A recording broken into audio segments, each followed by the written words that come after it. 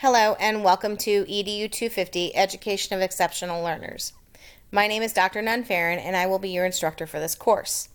Since this is strictly an online class, I wanted to create this introduction video to show you around the class and give you a little bit of information about how the class is going to run. So let's get started. As you can see, this is our homepage. On our homepage it has, of course, the name of the class, as well as a Start Here button, which will take you to the initial module, which has some information about how to really start the class and go through the class. We'll get there in just a second. There's a link for the syllabus, a link to the modules, and a link to campus resources. Next, you will find my name and my contact information. Here is my on-campus email. I will tell you that's not the best way to contact me. The very best way to contact me is directly through the inbox using Canvas. I have that go to my phone. Down here, there is some additional help. If you need help with your coursework, you contact me. If you need help with Canvas or any other technology issues, you contact the help desk.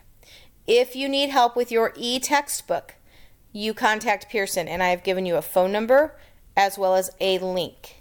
And yes, you do need to get the e-textbook. Let's talk about that just for a second. This is going to look a little bit different than what your Canvas will look like because this is my screen as an instructor. I'm not using student view because I want to be able to show you a little bit more than what you can see from your view right now. So let's look at the book. For your textbook, you're going to click on Pearson Revel, and this is where you will go in and it will give you an option to create an account. Once you've created the account, then each time you will just have to launch your textbook. Apparently I have to do that. Okay, so your textbook will just appear. So again, you will just launch this through Revel, and it will say Revel EDU 250 N01. Okay, all of your chapter work for your readings will be completed in the course textbook online, so that's why you do need the e-text. Let's go back to the home page. On the home page, again, you can get to the syllabus here and the modules. The syllabus can also be found here under the syllabus tab. There's a link to it right there. Here's a course schedule that shows you what chapters, or at least maybe not chapter names, but unit names we will be covering, and the dates those units will be covered. Down here is a course summary, and this lists all of your coursework as it stands right now and the dates that coursework will be due. Please remember, as I put in my syllabus, this is all subject to change as we progress through the class. All right, let's go back to the home page. We're going to go ahead and actually go into the modules. If you would have clicked that Start Here button on the home page, it would have taken you right here. And this just gives you some class information. This is a welcome message from me. This is a little bit of information about me. This is a little bit of information about the course. Then there's your course syllabus again. I really want you to have access to that syllabus. Then there's the course tour, which is the video I'm creating right now that you're watching. Then this Read the Course Syllabus literally just links you to that syllabus tab. Syllabus addendum is basically the resources and links back to the SEC student handbook. Learn about course requirements, get tech ready, get the course grading policies, and just so we're on that, I do not accept late work for this class at all. Also, in order to pass this class, you must complete the 20-hour observation and do the corresponding work. I don't care if you are going into that with a straight A. You might have a 100% in this class. If you do not complete the 20-hour observation and the corresponding work and the log, you will not pass the class. This talks about participation and effective communication for the class. Explore the resources again. SEC resources, accessibility and privacy, net tutoring, and then your first assignment, which is to introduce yourself to your classmates. This is only worth 10 points because it's only one-way communication. Although we will use a discussion format, you do not have to respond to your classmates this time. You just need to post about yourself. On down is the syllabus and other important documents. This is very important information about your e-textbook. Observation information, because you're going to want that. MOGIA and workshop information for the MOGIA and MSTA meeting dates, and writing resources. I am kind of picky about writing. It needs to meet our education department requirements, which are your 8 to 10 complex college level sentence paragraphs. I take off 2 points for each major spelling and grammar mistake, such as if you use the word I, but you type it in lowercase, or if you refer to items as things. There's really nothing in this world that is a thing except a car. And unless you're talking about the cars, I don't want to see the word thing or any form of it in your paper.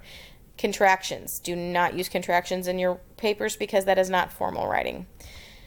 The next module is all of your mandatory background work, your MSTA receipt and application, handbook, and handbook signature. If you completed this in another class in the fall, I have your name already, and you will see in the grade book that you already have a grade for those things if they're already done, so you don't have to redo them. This is project instructions. You will have a variety of projects and assignments. There is a parent interview, a teacher interview. There is that observation, and there's the cooperating teacher letter that goes with it, as well as the log you will need to keep. You will create a modified lesson plan as well. And those are your major projects. Intro week, we're there. Intro week is just introduction to the course. There is a PowerPoint and a video and an assignment that correlates with the reading. And you have chapters 1 and 3 that you will need to be reading for the following week. Generally, I just want to kind of show you how this is going to roll out. There's going to be a PowerPoint. There's going to be some either videos and or attachments that you're going to need to read. Then you will have a chapter quiz or a quiz over different chapters. This one's over 1 and 3, and it's due on February 2nd. And once they close, they close. There's nothing I can do about that. And it tells you what chapters to read for the next time. This particular week, you don't have a discussion. Lucky you. Some weeks you'll have chapter quiz, discussion, and an assignment. In the next unit on planning and providing special education services, it's chapters 2 and 5. In that order, actually, it goes chapter 5 and 2 in that order.